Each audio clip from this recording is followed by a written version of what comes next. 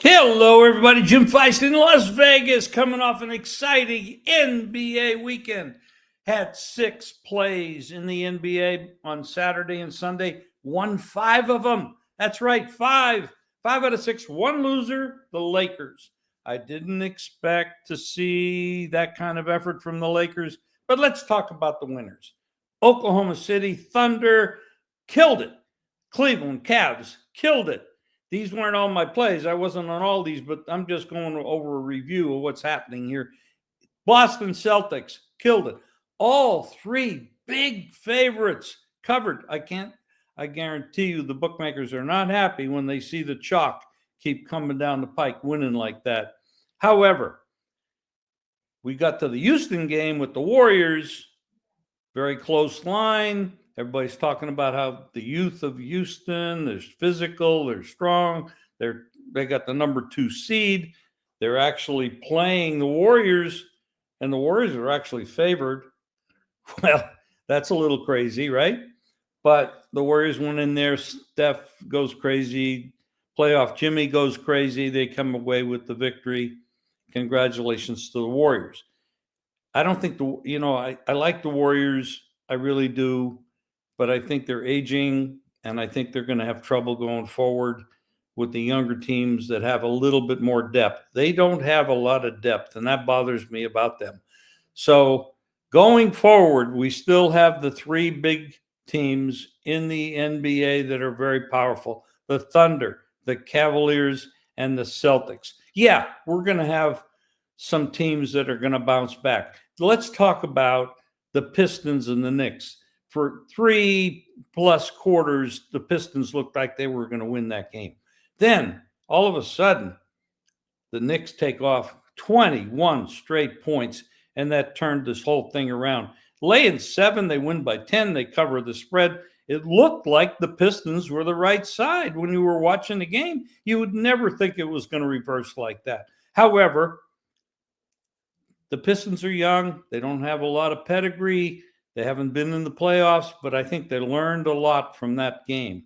And they're going to be a contender in this series. It's not going to be easy for the Knicks to just get rid of them. I'm taking 7 with the Pistons in game 2. Now, the Bucks, they went up against the Pacers, and they were never really in it. The Bucks are playing shorthand. We know Lillard with the clot, and he's coming back, but I don't think he's going to be back game 2. But I do think the Bucks are going to come with a lot more pride. They got one great player, and he is awesome. So look for the Greek to come in there with a big effort and make this game close. So I'm taking Milwaukee plus the points. Now, when you look at this Thunder team, I don't want to step in front of them. I don't know that Memphis has any answer whatsoever for this club. I'm not saying I'm laying the points with the Thunder, but I'm going to stay away from it. I'll probably do some in-game betting with this, and that's probably the way to approach it. But losing by 51 points, I know that they're going to come back with some pride. All of these players have some pride, and they're going to come in with an effort. And then the question is, will the Thunder come in a little too cocky and a little too overconfident? That is possible.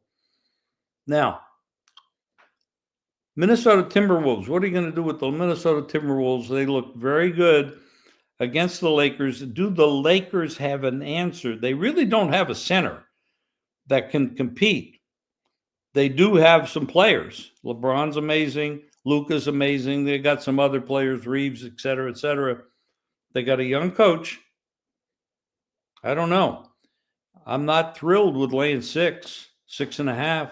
I know the bounce back, all that stuff, and the zigzag and all that stuff. This is another game. I'm going to look at it, and I'm going to do some in-game wagering on it, but I'm not going to get in front of it. So I gave you 2 plays. I'm going with the Bucks and the Pistons to bounce back. The other games, I will say this. Miami has pedigree at the head coach and at the general manager. They don't have a lot of depth. They don't have the talent the Cavaliers have.